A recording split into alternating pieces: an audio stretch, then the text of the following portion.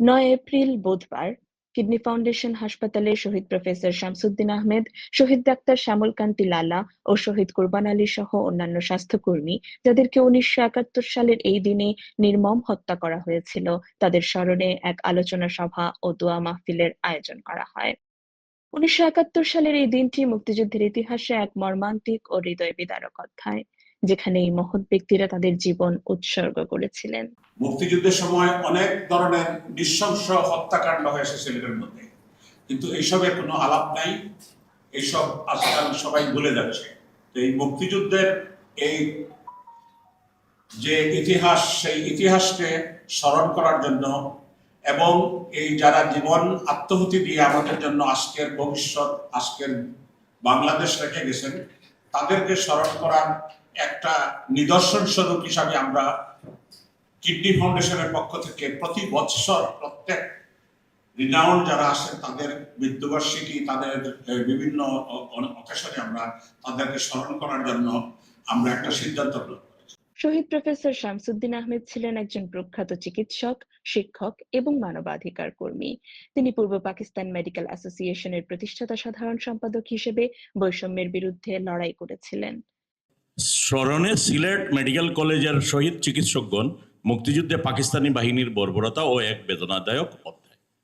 সেখানে doctor Shamsuddin Ahmad, doctor শ্যামল কান্তি লালা সহ এখানে যারা ছিলেন, ড্রাইভার ডাক্তার কোরবান আলী, আরও চিকিৎসকবৃন্দ, নার্স এবং ওয়ার্ড বয়, বিভিন্ন স্টাফ যারা ছিলেন, ইনাদের কথাও আছে।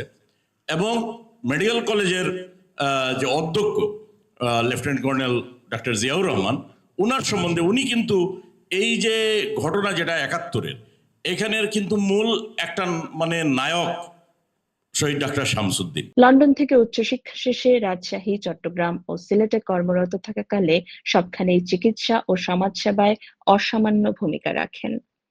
রাজশাহীতে তিনি আহত ডাক্তার শামসুজ্জোহাকে অপারেশন করেন এবং সেনাবাহিনীর চাপে সত্য গোপন না করে প্রতিবাদ করেন। সিলেটে ফিরে যুদ্ধের সম্ভাবনা বুঝে ব্লাড ব্যাংক ও ইমার্জেন্সি স্কোয়াড গঠন করেন। বারবার অনুরোধ সত্ত্বেও হাসপাতাল ও রোগীদের ছেড়ে যাননি, বরং শহীদ হন দায়িত্ব পালন করতে গিয়ে। তার স্ত্রী হুসনে আরা আহমেদ নারী শিক্ষার প্রসারে সিলেট মহিলা কলেজ গঠন সহ নানা উদ্যোগ নেন। তাদের সন্তানরা আজও তাদের আদর্শ বহন করছেন। সিলেটে কিডনি ফাউন্ডেশন প্রতিষ্ঠা, কোভিডকালে স্বাস্থ্যসেবা, যুক্তরাষ্ট্র সহ আন্তর্জাতিক মানবিক চিকিৎসা উদ্যোগের মাধ্যমে।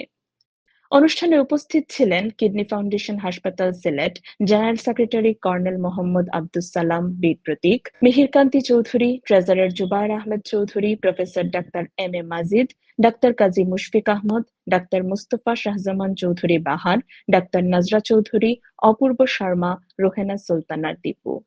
এ সময় আরো উপস্থিত ছিলেন ফরিদা নাসরিন, সৈয়দ সাদেক হোসাইন, ডাক্তার ফাতেমা খানম, আফতাব উদ্দিন, ফাহমিদা ইয়াসমিন দিবা, মাআজ রেজা চৌধুরী, মহিবুর রহমান রাসেল, সুমন বিন বাসিত, আতিকুর রহমান, জিয়া ইসলাম।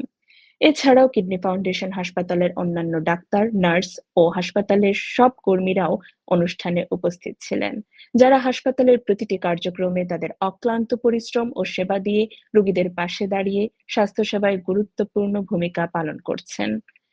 শহীদ প্রফেসর শামসুদ্দিন আহমেদ আজও নতুন প্রজন্মের অনুপ্রেরণা।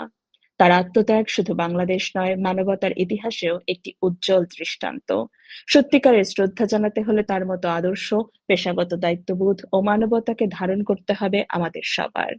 পরিশেষে মোনাজাতের মাধ্যমে অনুষ্ঠানের পরিসমাপ্তি ঘটে, যেখানে সকল শহীদদের আত্মার শান্তি কামনা করা হয় এবং দেশপ্রেম ও মানবতার অবদান স্মরণ করা হয়। এরকম আরও ভিডিও পেতে সিলেটের ডাক মাল্টিমিডিয়ার সাথেই থাকুন।